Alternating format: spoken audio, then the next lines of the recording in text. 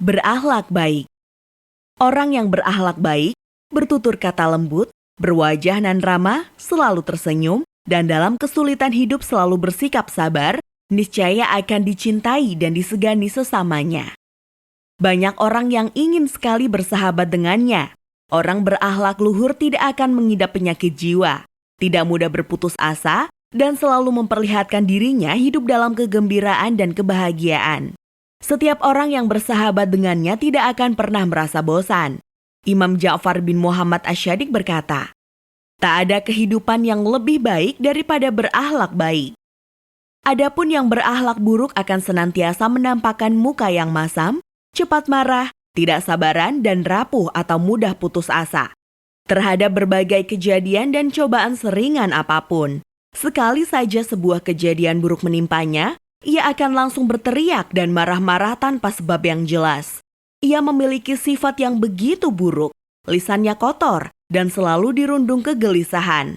Siapapun yang berteman dengannya akan cepat merasa bosan dan menghindar darinya. Dirinya akan mudah terkena penyakit jiwa, bertampang menyeramkan, serta tidak memiliki orang yang dicintai dan mencintainya.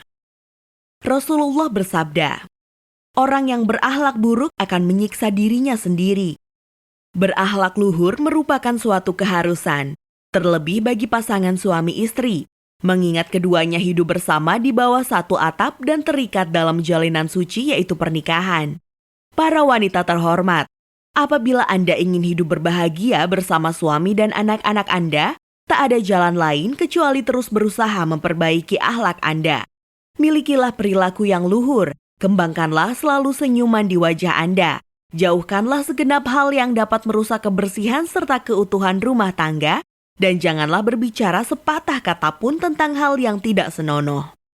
Kalau semua benar-benar diperhatikan, sesungguhnya Anda telah menjadikan rumah tangga Anda sebagai taman yang dipenuhi bunga kedamaian dan kasih sayang. Sungguh, kalau Anda selalu berakhlak buruk, Anda telah berbuat zalim dan telah menjadikan rumah Anda sebagai jahanam yang berkobar-kobar. Akibatnya, suami dan anak-anak Anda akan hidup dalam siksaan yang begitu menyengat.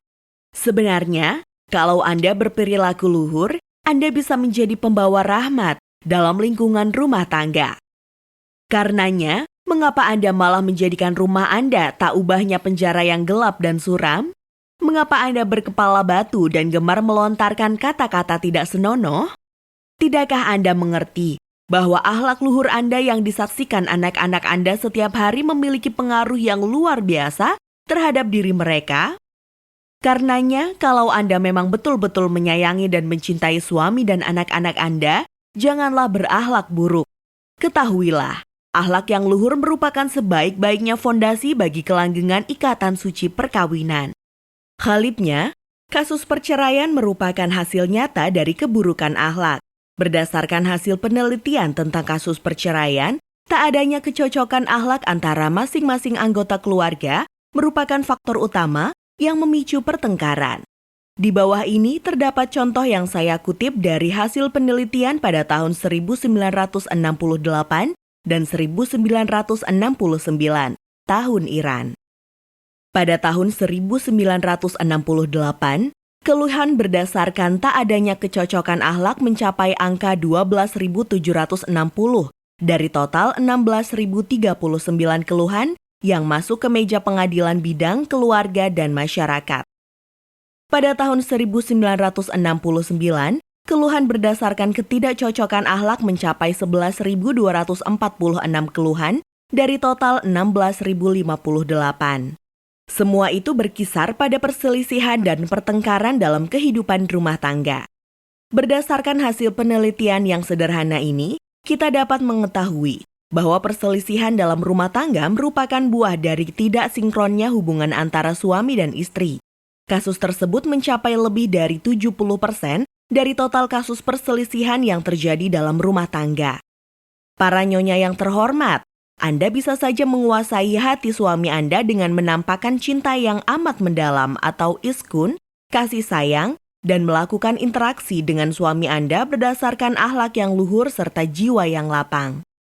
Dengan semua itu, Anda dapat menjadikan suami Anda memiliki kecintaan dan ketertambatan dengan keluarganya di rumah. Seorang wanita mengeluh di depan pengadilan. Suami saya tak pernah makan di rumah. Suaminya menjawab, soalnya ia tidak mengetahui cara berinteraksi yang etis. Istri saya memiliki akhlak yang sangat buruk. Mendengar itu, istrinya langsung berdiri dengan wajah merah padam dan bermaksud hendak memukul suaminya. Wanita bodoh itu mengira dirinya mampu menguasai suaminya dengan cemoohan, pukulan, dan keluhan. Padahal, kalau saja mau berpikir barang sejenak, ia sebenarnya bisa menguasai suaminya dengan menggunakan cara lain yang lebih masuk akal. Terutama dengan berakhlak luhur dan menampakkan cinta serta kasih sayang kepada suaminya. Di hadapan majelis hakim, seorang wanita mengatakan bahwa sejak 15 bulan silam, suaminya tidak pernah mau berbicara kepadanya. Padahal, ia telah memenuhi segenap kebutuhan serta permintaan sang suami melalui ibunya. Suaminya kemudian menjawab, "Saya sudah letih dan jenuh lantaran akhlaknya yang buruk. Karenanya, saya mengambil keputusan untuk mendiamkan dirinya. Saya akan tetap bersikap seperti ini sampai dirinya benar-benar sadar." Sesungguhnya, kebanyakan masalah yang terjadi di tengah-tengah keluarga hanya dapat diselesaikan dengan kecerdasan dan akhlak yang luhur. Apabila suami Anda berakhlak buruk, gemar menghamburkan hartanya secara israf atau berlebih-lebihan, dan selalu seenaknya mengatakan cerai kepada Anda, dapat segera berubah dan mengasihi Anda kalau saja Anda berperilaku dan berakhlak luhur serta berkhidmat kepadanya. Semua ini jelas sesuai dengan ajaran Rasulullah. Imam Ja'far bin Muhammad berkata, "Sesungguhnya Allah memberikan kepada hambanya pahala atas akhlak yang baik, sebagaimana Allah menganugerahkan pahala kepada orang yang berjuang di jalannya." Dalam kesempatan lain, beliau berkata, "Sungguh celakalah wanita yang menyakiti suaminya dan membuatnya susah. Dan sungguh berbahagialah wanita yang menghormati, tidak menyakiti dan menaati setiap perintah suaminya." Rasulullah pernah ditanya oleh salah seorang sahabat, ada seorang wanita yang di siang hari berpuasa dan di malam hari menunaikan sholat tahajud, namun akhlaknya buruk dan selalu menyakiti tetangga dengan lisannya. Rasulullah bersabda, "Ia tidak memiliki kebaikan sama sekali dan termasuk penghuni neraka." Harapan berlebih-lebihan. Secara material, kebutuhan dan pendapatan seseorang jelas berbeda-beda. Karenanya mustahil setiap orang memiliki taraf kehidupan yang setara. Berdasarkan itu, seyogianya setiap keluarga mengetahui jumlah pendapatannya dengan rinci agar dalam memanfaatkannya tidak sampai melampaui jumlah pendapatannya. Kita dapat mengatakan, tidaklah logis jika seseorang berusaha berhutang ke sana kemari hanya demi melengkapi kehidupan rumah tangganya dengan hal-hal yang tidak penting. Wahai para wanita terhormat, Anda adalah nyonya rumah. Jadilah insan yang cerdas dan janganlah melelehkan air muka suami dan keluarga Anda dengan berhutang. Ketahuilah, hasil perbuatan ini sangatlah buruk. Janganlah Anda mengikuti kebiasaan orang lain yang memiliki pendapatan lebih besar dari suami Anda. Tak jarang, Anda begitu kepingin memiliki pakaian nan indah yang dikenakan seorang wanita. Padahal, pakaian tersebut sungguh sangat terjangkau isi dompet Anda. Segera pupuslah hasrat Anda untuk memilikinya, dan jangan memaksakan keadaan dengan berhutang. Kalau Anda menjumpai rumah tetangga Anda lebih bagus dan asri, janganlah memaksa suami Anda untuk menjadikan rumah Anda seperti milik tetangga itu. Demikian pula halnya dengan permadani yang mahal serta segenap kebutuhan non-esensial lainnya. Sebabnya, semua itu akan menggiring dan mengkondisikan Anda untuk membelinya dengan cara kredit atau berhutang, atau lebih dari itu, meminjam uang dengan cara haram. Apakah masuk akal hanya demi hidup mewah seseorang sampai terbelit hutang? Camkanlah, perbuatan semacam itu kalau acap dilakukan, akan menjadikan seseorang yang selalu berkata benar berubah menjadi orang yang selalu berbohong dan bertindak di luar koridor syariat. Bisakah dibenarkan bila seseorang membangun fondasi kehidupan rumah tangganya dengan membeli segenap hal yang tidak perlu dengan cara berhutang? Bukankah sebaliknya, wahai para wanita mulia? Anda bersabar barang sejenak sampai keadaan ekonomi keluarga Anda membaik. Jelas, ketika keadaan ekonomi sudah stabil, Anda bisa membeli apapun yang diinginkan. Pada umumnya, hidup bermewah-mewahan, berlebih-lebihan dan memboroskan uang bersumber dari keinginan sebagian wanita yang merasa bangga di hadapan teman-temannya berkaitan dengan segenap pajangan mahal nan indah yang terdapat dalam rumahnya. Inilah sumber kebodohan. Kadangkala, seorang wanita memaksakan dirinya untuk cepat-cepat menikah, walaupun dengan cara berhutang. Padahal, semua itu dilakukan lantaran didorong oleh keinginan untuk memamerkan kepada tetangganya bahwa dirinya mampu membeli sesuatu yang berharga mahal. Tak jarang, rumah tangga seseorang ambruk lantaran banyaknya hutang. Sang suami dengan penuh terpaksa meninggalkan keluarganya agar terbebas dari berondongan tuntutan istrinya, atau membunuh dirinya demi terlepas dari kesengsaraan, musibah dan utang piutang yang kian mengepung.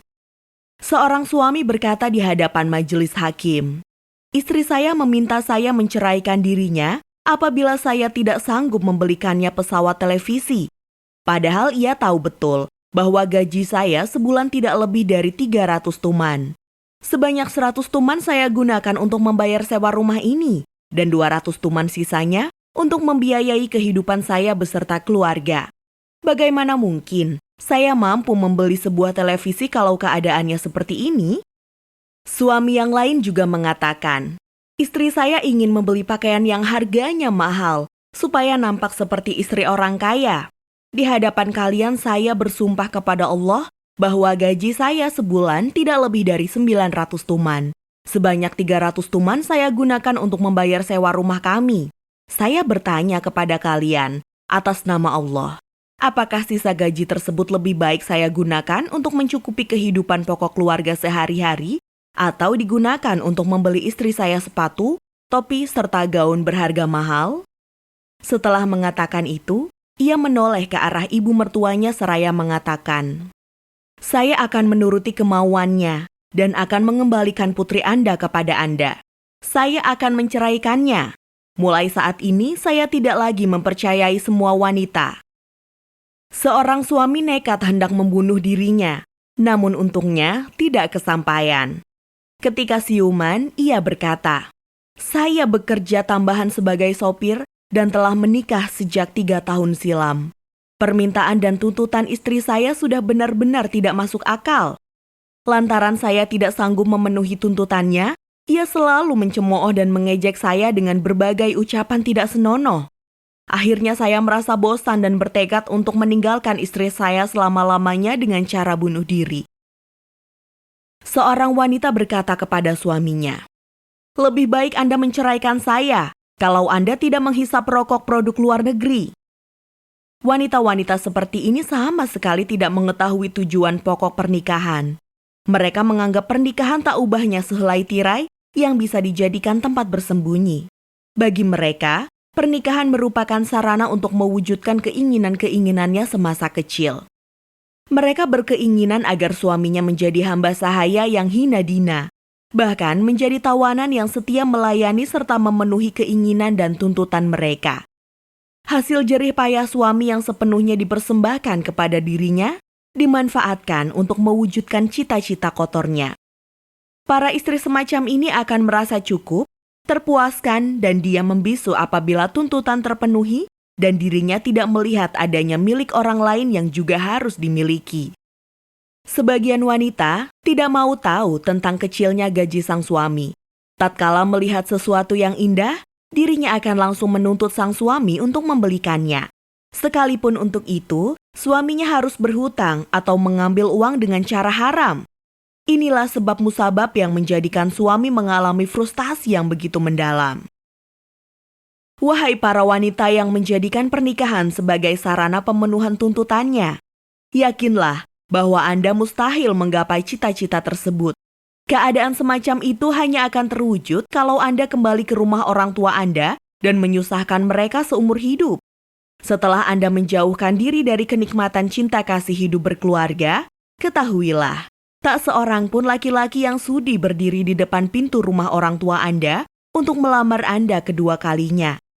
Berdasarkan pengalaman, kebanyakan wanita yang bercerai dengan suaminya tidak lagi memiliki peluang untuk menikah kedua kalinya.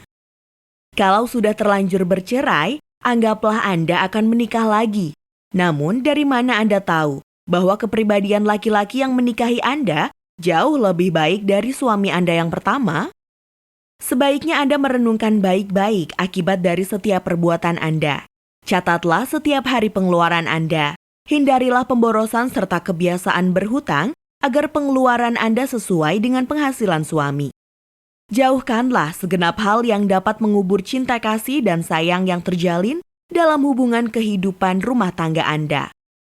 Kalau itu diupayakan dengan sungguh-sungguh, niscaya Allah akan mencurahkan berbagai kebaikan di dunia, terlebih di akhirat kepada Anda sekeluarga.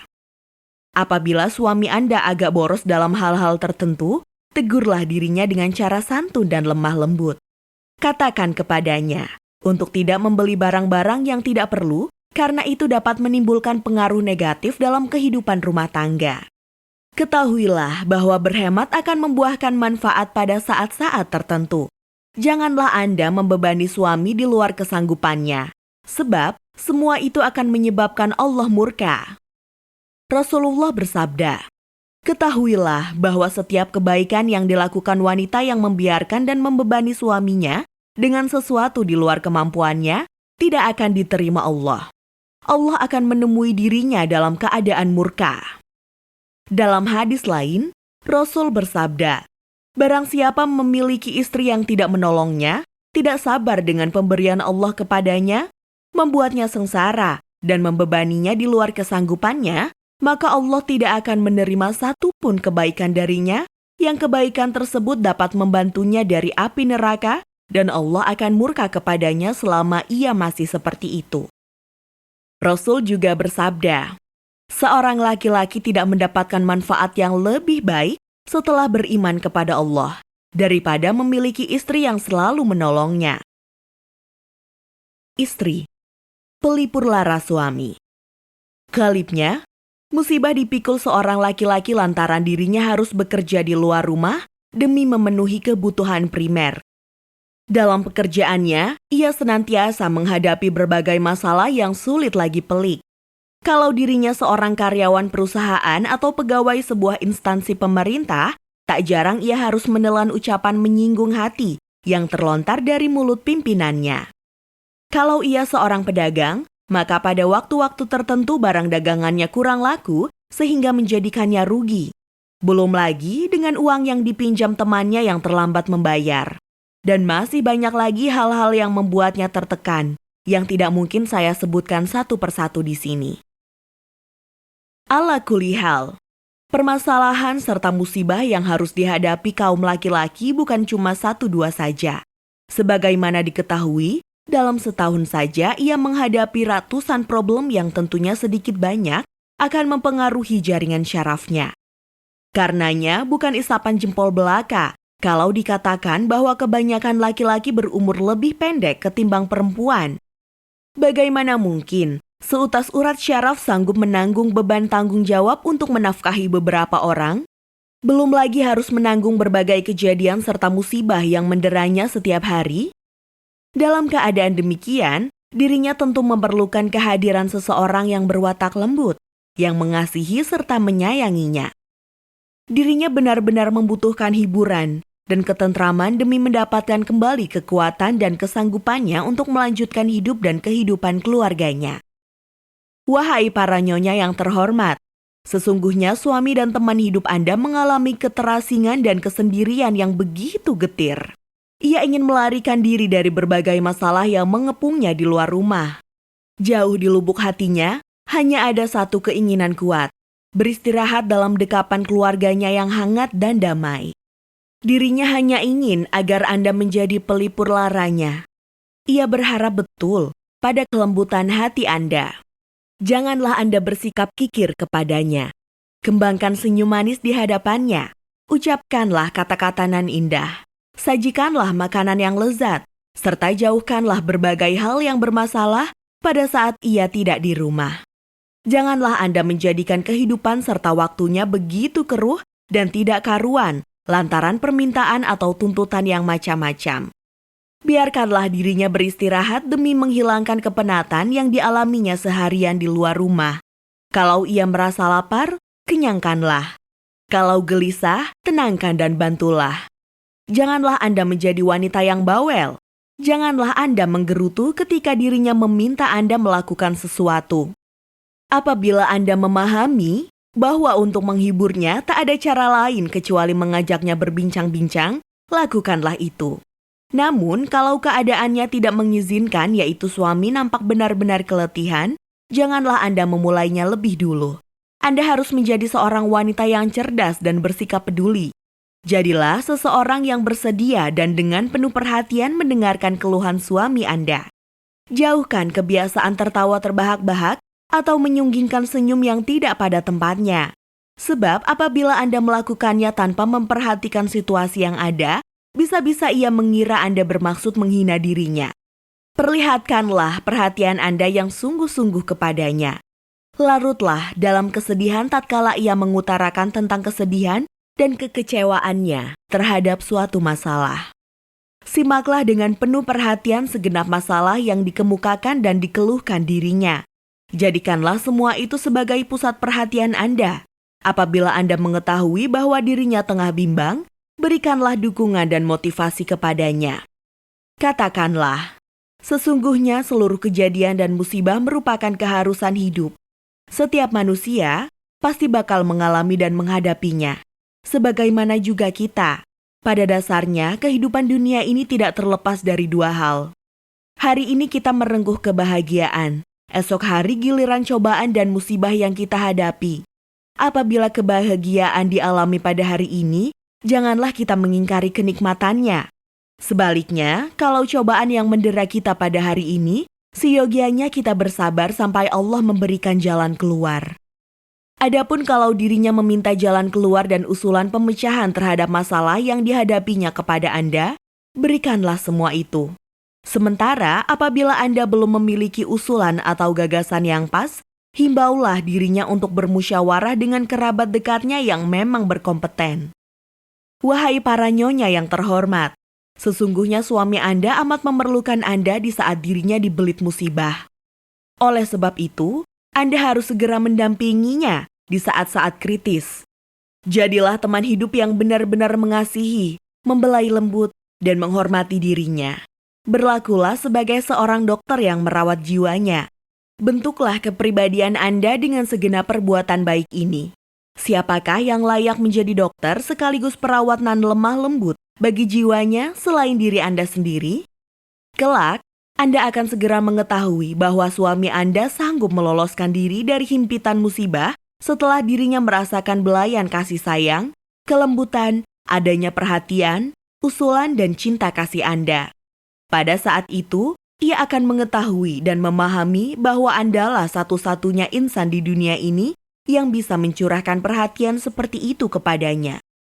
Jadilah orang yang jujur. Niscaya suami Anda akan betul-betul mempercayai segenap ucapan dan perbuatan Anda. Dikarenakan akhlak luhur yang melekat pada diri Anda, dirinya tentu akan semakin mencintai Anda. Pada gilirannya, semua itu akan kian mengokohkan jalinan suci pernikahan Anda berdua. Imam Ja'far bin Muhammad berkata, seorang laki-laki tidak memperoleh manfaat yang lebih besar daripada seorang istri yang solehah, yang apabila melihat istrinya, ia merasa senang dan gembira, dan apabila pergi, istrinya akan menjaga diri dan harta bendanya.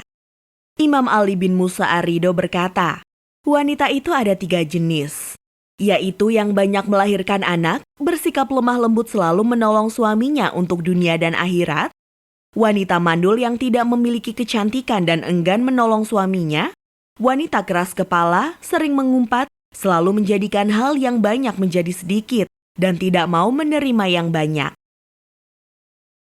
Menjadi orang yang bersyukur. Mendapatkan uang untuk menafkahi keluarga bukanlah hal yang mudah. Semua itu memerlukan usaha yang keras, keseriusan, serta ketekunan sedemikian rupa. Dan seluruh pendapatannya tersebut tak lain ditujukan hanya untuk membahagiakan keluarganya. Namun dalam hal ini ada satu hal penting, yaitu orang yang hatinya terikat dengan harta benda selalu mengharapkan penghargaan, serta ucapan terima kasih pada saat dirinya berbuat suatu kebaikan terhadap orang lain. Apabila itu didapatkannya, ia tentu semakin termotivasi untuk berbuat baik lebih banyak lagi. Namun jika tidak, keinginannya untuk berbuat baik itu pun lenyap seketika. Dari mulutnya kita akan mendengar ucapan seperti ini. Saya telah mengeluarkan harta pribadi, namun seolah-olah mereka tidak peduli dan tidak mau berterima kasih.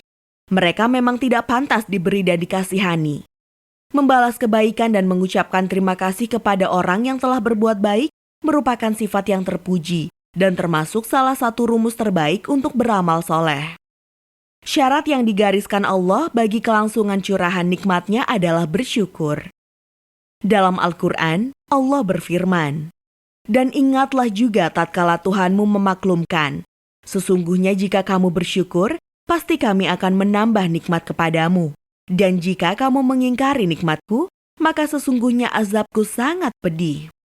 Quran Surat Ibrahim ayat 7. Para nyonya yang terhormat, suami Anda termasuk keturunan Nabi Adam alaihi salam. Dirinya juga seorang manusia yang ingin dihargai dan senang mendengar ucapan terima kasih.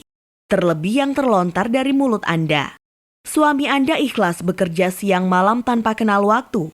Semua itu hanya demi memenuhi kebutuhan hidup Anda yang menjadi kewajiban syariat dan akhlaknya. Dalam melakukan itu, ia merasakan kelezatan yang tiada taranya. Biar begitu, ia tetap menanti dan mengharapkan ucapan terima kasih serta penghargaan diri Anda yang dalam hal ini menikmati kedermawanannya. Jelas kebesaran diri Anda tidak berkurang sedikit pun kalau Anda berterima kasih kepadanya. Perlihatkanlah kebahagiaan dan kesenangan kepadanya pada saat ia membelikan sesuatu untuk keperluan rumah tangga. Biasakanlah berterima kasih ketika ia membelikan pakaian, sepatu atau sesuatu yang lain teruntuk Anda dan anak-anak. Apabila ia membawa Anda yang tengah jatuh sakit ke dokter, perlihatkanlah rasa penghargaan dan terima kasih atas perbuatannya itu. Begitu pula kalau ia menyiapkan tiket pergi ke tempat tertentu yang menyenangkan dan menggembirakan Anda. Janganlah usaha dan pemberiannya itu dipandang sebelah mata dan dianggap remeh. Ingat, hal itu ia usahakan dengan sekuat tenaga. Belailah hatinya dengan ucapan terima kasih. Jangan sampai Anda menyia-nyiakan kesempatan ini. Kalau Anda tidak melakukannya, niscaya ia akan membatin. Engkau begitu letih dan lelah demi menyenangkan mereka. Namun tak sepatah kata pun terlontar dari mulut mereka ucapan terima kasih atas apa yang Anda lakukan ini. Itu lantaran mereka tidak memperhatikan dan mengetahui nilai diri dan usaha Anda. Kalau itu terjadi, maka suasana hangat yang sebelumnya menyelimuti hidup keluarga akan berubah menjadi dingin. Sebagai gantinya, kehidupan keluarga akan ditelan kabut gelap cercaan dan pertengkaran. Segenap perbuatan yang memicu pertengkaran sebagaimana banyak tercatat dalam yayasan-yayasan yang mengurusi masalah keluarga bersumber dari hal-hal yang dianggap kecil dan remeh, yang kemudian menjadi besar dan rumit. Dan semua itu hanya akan sirna dengan sendirinya apabila kata syukur dan penghargaan diperlihatkan sang istri dan anak-anak terhadap sang kepala keluarga. Mengapa Anda begitu bergembira dan langsung menampakkan penghormatan dan mengucapkan terima kasih tatkala seorang teman menghadiahi Anda sepasang kaos kaki yang tidak berharga atau setangkai bunga mawar yang dipetik dari kebunnya sendiri? Sementara terhadap suami Anda yang telah berusaha mati-matian menghidupi Anda sekeluarga dengan menyediakan tempat tinggal, pakaian, makanan, kesenangan, dan sebagainya. Mengapa Anda menolak berterima kasih? Mengapa Anda tidak menghargai usahanya yang dilakukan semata-mata untuk Anda dan anak-anak? Walaupun pergaulan dan interaksi Anda dengan suami sudah sedemikian rutin, janganlah menghapus dan menghilangkan kebaikan yang telah dan akan diberikan kepada Anda. Jangan sampai kehidupan berkeluarga menjadikan Anda bertindak sombong dan angkuh. Mensyukuri dan menghargai segenap pemberian suami tidak sedikit pun merugikan diri Anda. Sebaliknya malah akan mengangkat wibawa Anda. Ketahuilah, pengakuan dan penghargaan Anda terhadap perbuatan baik suami akan menambah kecintaan hati suami Anda. Selain itu, Anda akan menjadi orang yang dapat menenangkan dan membahagiakannya. Imam Ja'far bin Muhammad berkata, "Sebaik-baik wanita adalah yang jika diberikan sesuatu kepadanya, ia bersyukur, dan jika tidak, dirinya rela." Dalam kesempatan lain, beliau berkata, Tak ada seorang wanita pun yang berkata kepada suaminya, "Aku tidak pernah melihat kebaikan darimu," kecuali dihilangkan seluruh amal perbuatannya. Rasulullah bersabda, mustahil seseorang dapat bersyukur kepada Allah apabila dirinya tidak bersyukur kepada manusia. Jangan melontarkan kritikan. Tak seorang pun manusia yang tidak memiliki kekurangan. Ada yang bertubuh tinggi tegap dan ada yang pendek. Ada yang berkulit putih bersih, ada yang berkulit legam, kuning atau coklat. Ada yang tubuhnya lemah, berhidung besar, kedua matanya sipit dan sebagainya. Begitu juga dalam hal kualitas akhlak. Tak jarang kita jumpai laki-laki maupun perempuan yang memiliki kekurangan dalam hal ini, yaitu berakhlak buruk, berjiwa penakut, berwatak kikir, berpenampilan dekil, atau bersikap sombong. Setiap manusia pasti berpengharapan agar teman hidupnya memiliki kesempurnaan dalam berbagai aspeknya. Padahal, ideal semacam ini nyaris mustahil terjadi kecuali hanya segelintir saja. Saya kira tak ada satupun wanita di dunia ini yang benar-benar sempurna atau bersuamikan seseorang yang nihil dari kekurangan. Para wanita yang gemar mencari-cari aib pasti gemar mempersoalkan aib suaminya. Umpama, seorang istri menemukan aib kecil suaminya yang sebenarnya tidak bernilai sama sekali. Namun seiring dengan berjalannya waktu, aib yang semula dipandang remeh tersebut lama-kelamaan menjadi besar dalam anggapannya. Dalam keadaan demikian, dirinya pasti akan memusatkan perhatian pada aib tersebut dan mengingkari seluruh kebaikan yang telah diberikan suami kepadanya. Lebih dari itu, ia akan membanding-bandingkan suaminya dengan laki-laki lain. Apabila laki-laki lain itu diketahui memiliki aib yang sama dengan suaminya, niscaya ia akan membuang jauh-jauh dari benaknya. Namun, kalau tidak memiliki aib sebagaimana yang dimiliki suaminya, niscaya ia akan merekam laki-laki tersebut dalam memori otaknya. Ia akan mengagumi betul lelaki tersebut dan mengatakan bahwa pribadinya lebih baik daripada suaminya. Didorong oleh ketidakcocokan terhadap suaminya serta dikuasai oleh gambaran lelaki dalam benaknya, ia tentu akan selalu mengeluh tanpa sebab. Dirinya akan dirundung penyesalan dan rasa bersalah terhadap ikatan pernikahan yang telah terjalin selama ini. Perlahan-lahan keadaan ini kian bertambah kritis. Mulailah dirinya memiliki kegemaran baru, mengkritik dan bersikap sinis terhadap suaminya. Misal, dikatakan kepada suaminya, "Engkau tidak mengerti tata cara berinteraksi dan saya merasa malu apabila duduk berdampingan dengan dirimu di satu majelis. Enyahlah dari hadapan saya, jauhkan hidungmu yang besar ini dari wajah saya. Bau mulutmu sangat memuakkan, saya tidak tahan menciumnya. Alangkah buruk tampangmu dan alangkah hitam kulitmu." Kalau suaminya berpikiran logis, bersikap sabar, dan mendiamkan hinaan istrinya yang berkarakter buruk semacam itu, bukan berarti dirinya rela begitu saja. Pada suatu waktu, ia pasti akan gusar dan menanggapi ulah istrinya itu dengan pukulan, cemoohan, dan sebagainya. Sejak saat itu, mulailah ia mencari-cari kekurangan istrinya. Baik dirinya maupun sang istri kemudian saling mengorek-ngorek kekurangan masing-masing. Kalau sudah sedemikian adanya, niscaya cinta kasih dan kebersamaan hidup keduanya akan sirna. Sebagai gantinya, mereka akan hidup dalam gonjang-ganjing kebencian serta permusuhan. Dan kehidupan rumah tangga yang identik dengan jahanam yang menyala-nyala, serta penjara gelap gulita tersebut baru akan berakhir apabila salah satu dari mereka meninggal dunia. Kalaupun diberi restu untuk bercerai oleh hakim pernikahan sehingga terbebas dari tekanan jiwa selama ini, orang-orang keras kepala tersebut tetap merugi dan akan saling mendendam satu sama lain. Ikatan suci pernikahan dengan serta-merta terputus, keluarga menjadi pontang-panting, dan anak-anak menjadi kocar-kacir. Jika kemudian masing-masing darinya bersepakat untuk menikah kembali dengan orang lain, tidak mustahil mereka akan menjalani hidup yang jauh lebih buruk ketimbang sebelumnya. Alangkah bodoh dan keras kepalanya wanita tersebut. Menurut saya, wanita yang menghancurkan kehidupan rumah tangganya lantaran berbagai hal yang tidak prinsipil, tak lebih dari sekumpulan orang yang lemah akalnya dan dangkal pandangannya. Pada kesempatan ini, saya akan menyajikan beberapa kisah menarik. Seseorang bernama Fulana mengeluhkan kebiasaan suaminya yang bernama Fulan. Ia berkata, "Suami saya selalu mengisap jari ketika tidur. Karena tidak bisa menghilangkan kebiasaannya itu, saya kemudian minta cerai darinya." Seorang wanita pulang ke rumah orang tuanya dan menolak kembali ke rumah suaminya. Alasannya, ia tidak tahan mencium aroma tidak sedap yang keluar dari mulut suaminya. Suaminya kemudian melaporkan kepada hakim tentang istrinya yang belum kunjung pulang itu.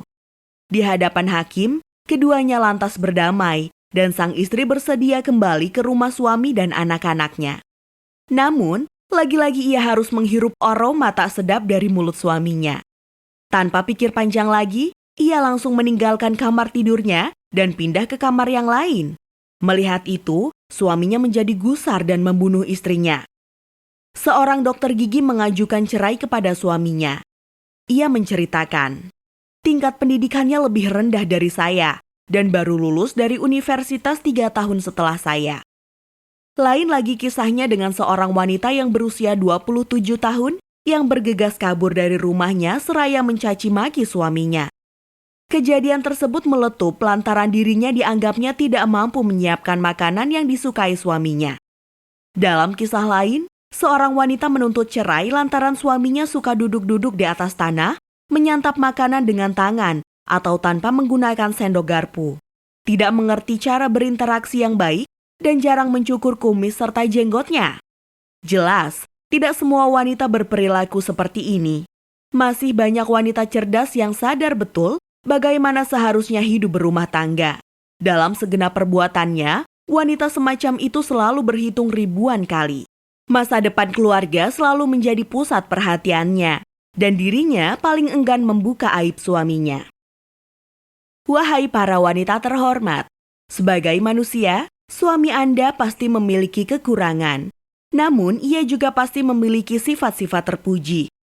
Bahkan boleh jadi, kebaikannya jauh lebih banyak ketimbang keburukannya. Apabila Anda memang mencintai kehidupan dan keluarga Anda, janganlah Anda memperhatikan aib atau kekurangan-kekurangannya. Menutup mata dari berbagai aib kecil dan kesalahan sederhana bisa dilakukan dengan cara tidak membandingkannya dengan laki-laki panutan dalam alam khayal Anda. Sebab boleh jadi, laki-laki panutan tersebut tidak memiliki aib seperti yang ada pada suami Anda, namun memiliki aib lain yang justru jauh lebih buruk. Hilangkanlah pandangan kebosanan dari kedua mata Anda. Upayakanlah untuk senantiasa melihat kebaikan-kebaikan suami Anda. Saya jamin, Anda akan menjumpai bahwa kebaikannya jauh lebih banyak ketimbang keburukan atau aibnya. Di balik secuil aib yang melekat pada diri suami Anda, terdapat ratusan, bahkan ribuan, kebaikan serta keutamaan. Ingatlah selalu segenap kebaikan suami Anda dan bergembiralah karenanya. Apakah diri Anda memang tidak memiliki kekurangan sama sekali, sehingga Anda merasa berhak menuntut kesempurnaan suami Anda? Ala kulli hal, kesombongan dan keangkuhan diri Anda telah membutakan Anda dari berbagai kekurangan yang Anda miliki. Coba saja tanyakan perihal kekurangan diri sendiri kepada orang lain. Rasulullah bersabda, termasuk sebuah aib bagi seseorang yang hanya melihat kekurangan orang lain, namun enggan melihat kekurangan dirinya sendiri, suka mencela perbuatan buruk yang dilakukan orang lain, sementara dirinya tidak mampu meninggalkan perbuatan tersebut, dan mengganggu serta menyakiti orang yang bersamanya dengan sesuatu yang tidak bermanfaat. Mengapa Anda suka membesar-besarkan aib yang sebenarnya sangat remeh-temeh? Mengapa Anda begitu bersedih dan gelisah karenanya? Dan mengapa pula Anda mengeruhkan kejernihan hidup rumah tangga dan menghancurkan kelembutan serta kasih sayang di rumah Anda yang darinya kebahagiaan dan kesenangan niscaya akan tercipta? Jadilah seseorang yang cerdas dan selalu menggunakan akal sehat. Lupakanlah berbagai aib remeh agar kasih sayang tetap hidup lestari dalam lingkungan rumah tangga Anda. Janganlah menyebut-nyebut aib suami Anda, baik ketika di hadapannya maupun tidak. Semua itu jelas akan menjadikannya gusar, sehingga akan merubah suasana rumah tangga yang tadinya jernih dan tentram, mendadak begitu keruh dan bising. Kegemaran Anda menyebut-nyebut aib suami akan menyebabkan ikatan dan jalinan pernikahan terputus. Sejak saat itu, akan lahirlah perselisihan dan pertengkaran. Keadaan ini jelas akan menimbulkan dilema yang begitu getir. Kalau tidak sampai bercerai, Anda berdua akan menjadi tawanan perdebatan seumur hidup. Adapun kalau sampai terjadi perceraian, semua itu tak lebih dari sebuah proses perpindahan dari suatu keadaan buruk ke keadaan yang jauh lebih buruk lagi. Pikirkanlah masak-masak. Boleh jadi kekurangan suami Anda itu dapat dihilangkan. Kalau memang bisa, gunakanlah cara yang lemah lembut, kontinu, dan dengan disertai kesabaran. Gunakanlah selalu tutur kata yang santun. Jangan mentahkan usaha Anda itu dengan keinginan untuk mengkritik atau menyebut-nyebut kekurangan tersebut. Memalingkan pandangan dari selain suami. Wahai para wanita terhormat, boleh jadi ketika Anda masih lajang, banyak laki-laki yang datang melamar Anda. Dan boleh jadi pula Anda tertarik dengan salah satu dari mereka yang mengharapkannya menjadi pendamping hidup atau suami Anda. Seraya itu, Anda berangan-angan bahwasanya laki-laki tersebut kaya raya, serta memiliki banyak kemampuan, gagah, bertubuh tinggi tegap, dan lain-lain. Fantasi semacam ini tidaklah menjadi soal kalau Anda memang masih lajang. Namun, setelah Anda berada di bawah naungan seorang laki-laki yang telah mengikat janji suci dengan Anda dan bersama-sama telah melewati hari-hari kehidupan, baik yang menyenangkan maupun tidak, maka tak ada lain kecuali mengubur angan-angan tersebut selama-lamanya. Upayakanlah agar dalam pandangan Anda tak ada siapapun kecuali suami Anda sendiri. Penuhilah lubuk hati Anda semata-mata dengan kecintaan terhadap laki-laki yang telah menjadi suami dan teman hidup Anda. Janganlah Anda terus memikirkan orang yang dulu melamar Anda. Jangan menjenguk serta menaruh perhatian kepadanya ketika ia gelisah, sedih, atau tertimpa suatu musibah. Jelas tidak pernah bisa dibenarkan kalau Anda bertanya tentang keadaannya. Ketahuilah, perhatian itu akan membuat Anda gelisah, bingung, dan sedih. Pada akhirnya, semua itu akan menyebabkan Anda terperosok ke dalam persoalan baru yang kian membebani pikiran Anda. Mengapa Anda masih berpaling ke sana kemari, padahal Anda sudah mengikrarkan perjanjian suci berdasarkan syariat dan akhlak? Mengapa pula Anda suka membanding-bandingkan suami Anda dengan lelaki lain yang selalu Anda tatap dengan kedua belah mata Anda? Tidakkah Anda mengerti bahwa semua itu merupakan kesalahan yang fatal? Perbuatan tersebut jelas tidak akan menghantarkan Anda kepada apapun, kecuali kegelisahan dan kebingungan yang berkepanjangan. Sekali lagi, apa yang Anda peroleh darinya? Imam Ali bin Abi Thalib berkata, barang siapa melepaskan pandangannya, maka hatinya akan letih, dan barang siapa selalu mengikuti setiap gerakannya, kesedihan akan selalu mengiringinya. Ketika Anda memandang segala sesuatu berdasarkan keinginan Anda, serta membandingkan suami dengan sebagian besar laki-laki, niscaya pada suatu saat kelak, Anda akan mengajak mereka berbincang-bincang. Lebih dari itu, Anda akan menganggap mereka sebagai malaikat yang turun dari langit. Merasa dianggap demikian, mereka pun akan mengajak Anda mengobrol hanya berkenaan dengan segenap hal yang indah-indah saja. Sekilas, mereka memang tidak memiliki aib, sebagaimana yang dimiliki suami Anda. Namun, kalau diperhatikan secara seksama, kemudian Anda menjumpai adanya keburukan yang melekat pada pribadi mereka, Anda pasti akan segera kecewa dan berlari menjauh. Pada saat bersamaan, Anda akan mengutamakan suami Anda ketimbang mereka. Ketika itulah Anda sadar bahwa Anda telah keliru dalam menilai akhlak mereka yang seolah-olah sangat luhur di mata Anda. Ya, mereka tentu mengerti bagaimana seharusnya berbicara dengan wanita seperti Anda yang gemar menatap wajah laki-laki. Karenanya, mereka menyembunyikan keburukan wajahnya di balik kata-kata manis dan lembut. Sementara Anda tidak menyadarinya, kekeliruan Anda dalam menilai bahwa laki-laki lain lebih baik daripada suami Anda, pada gilirannya akan menenggelamkan Anda dalam perasaan sesal dan kekecewaan yang amat mendalam. Seorang wanita bernama Fulanah yang masih berusia 18 tahun, pada suatu malam kabur dari rumahnya. Namun tak lama kemudian, ia tertangkap di depan pos polisi Nikmat Abad. Nikmat Abad adalah nama jajaran kepolisian Iran. Dalam penyidikan ia berkata, Saya telah menikah dengan suami saya sejak 3 tahun silam. Namun, lambat laun saya mulai merasa bahwa saya tidak mencintainya. Itu terjadi setelah saya membandingkan wajah suami saya dengan laki-laki lain. Sungguh, saya amat menyesali keadaan saya ini. Mengapa saya sudi menikah dengan laki-laki semacam itu?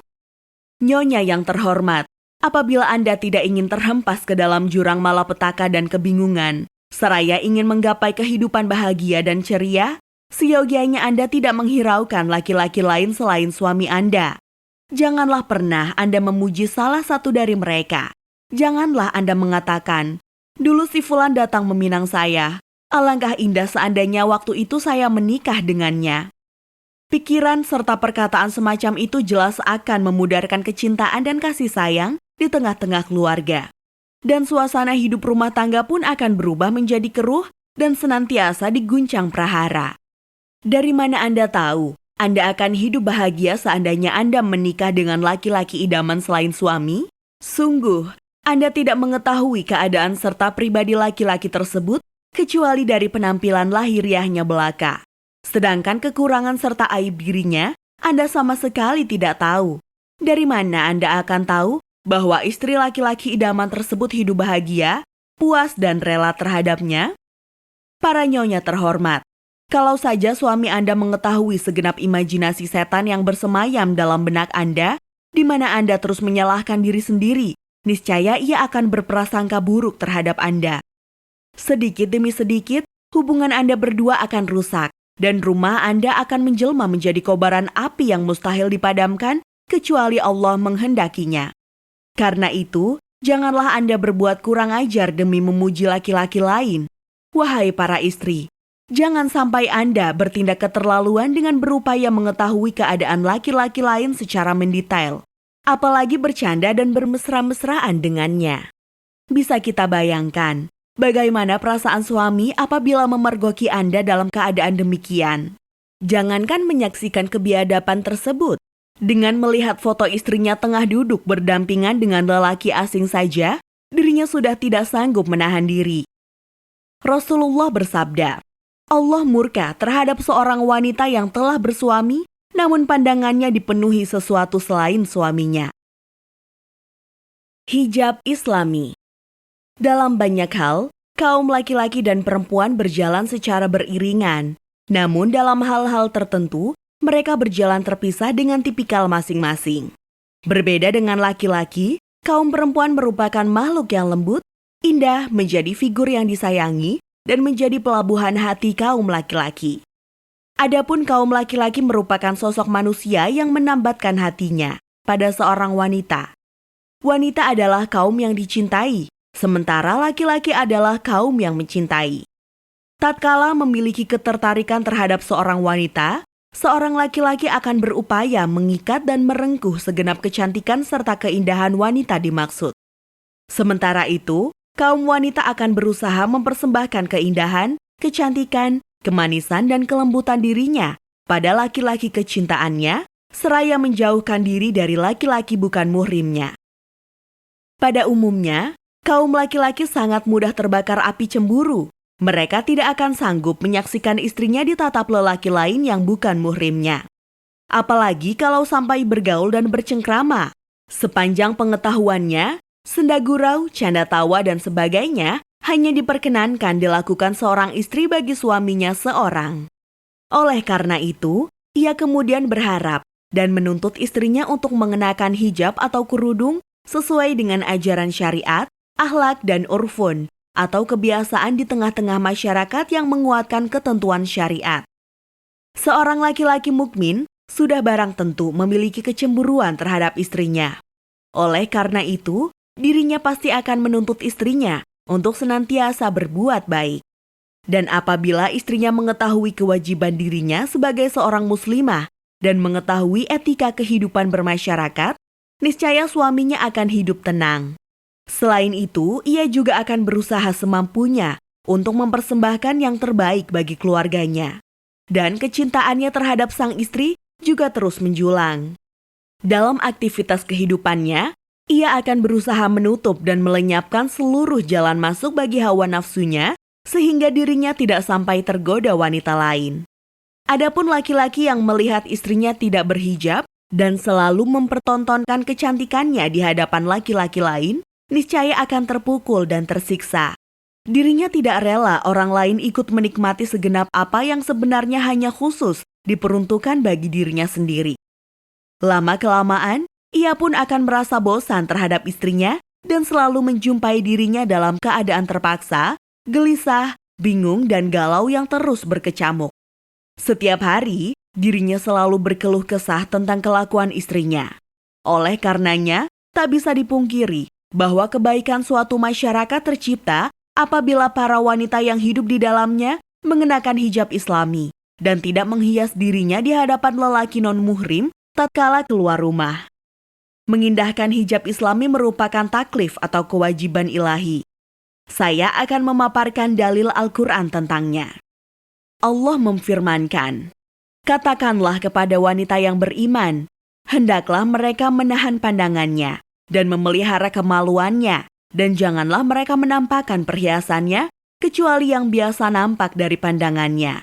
Dan hendaklah mereka menutupkan kain kerudung ke dadanya, dan janganlah menampakkan perhiasannya, kecuali pada suami mereka, atau ayah mereka, atau ayah suami mereka, atau putra-putra mereka, atau putra-putra suami mereka, atau saudara-saudara laki-laki mereka, atau putra-putra saudara perempuan mereka, atau wanita-wanita Islam, atau budak-budak yang mereka miliki, atau pelayan-pelayan laki-laki yang tidak mempunyai keinginan terhadap wanita, atau anak-anak yang belum mengerti tentang aurat wanita.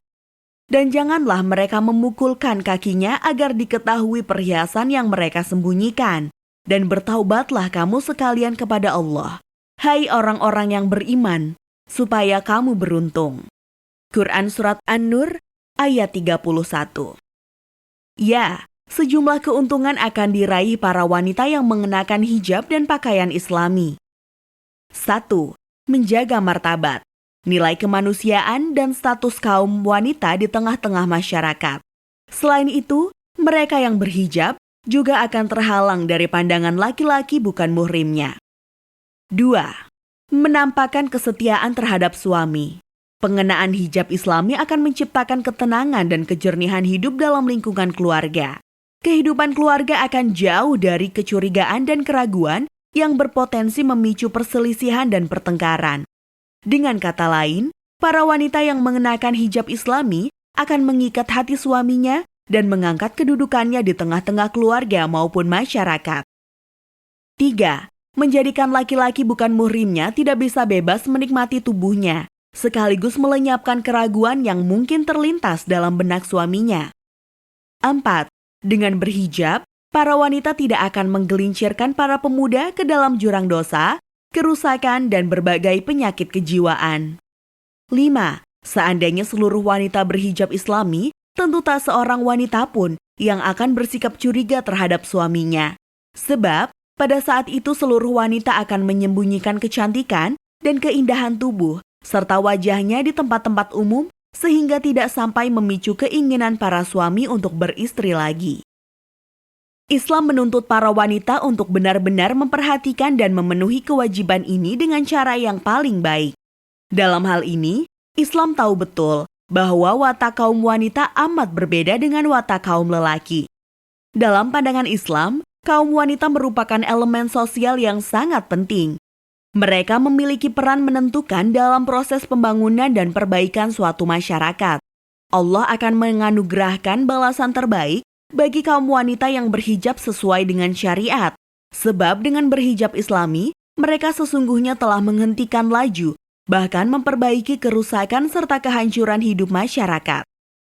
Wahai para wanita yang mulia, apabila Anda memang menginginkan ketentraman hidup menyelimuti rumah, mengharapkan kepercayaan suami Anda menjadi kokoh, serta menghendaki kemaslahatan bagi masyarakat, tak ada lain bagi Anda kecuali menjaga diri, serta kaum Anda dari pandangan mata kaum lelaki bukan muhrim.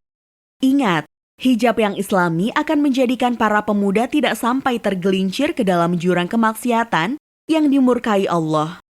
Demi menggapai keridhaan Allah, janganlah Anda memamerkan diri, janganlah Anda mempertontonkan baik di tempat umum maupun bukan, segenap apa yang menurut syariat wajib ditutup. Setiap laki-laki bukan muhrim, termasuk suami dari saudara perempuan Anda, sepupu Anda sendiri, dan orang-orang yang dicatat Al-Quran Al-Karim, pasti tidak akan terlepas dari gejolak syahwatnya. Tidak berhijab di hadapan kaum kerabat, seperti sepupu dan sebagainya, dapat menghilangkan ketenangan hidup berumah tangga. Hati sang suami niscaya akan disesaki kebencian dan kegusaran, walaupun terkadang tidak diperlihatkan kepada Anda. Memaafkan kesalahan suami. Sebagian besar keturunan Adam tidak terbebas dari kesalahan. Oleh karenanya, amat jarang dijumpai adanya dua orang yang hidup di bawah satu atap yang tidak berbuat salah kecuali hanya segelintir pasangan saja. Namun, demi melanggengkan kehidupan bersama tersebut, sudah seyogianya pihak yang bersalah meminta maaf, sementara pihak yang lain memaafkan dan melupakannya. Apabila salah seorang dari keduanya menolak memaafkan, maka kehidupan bersama tersebut akan terasa getir.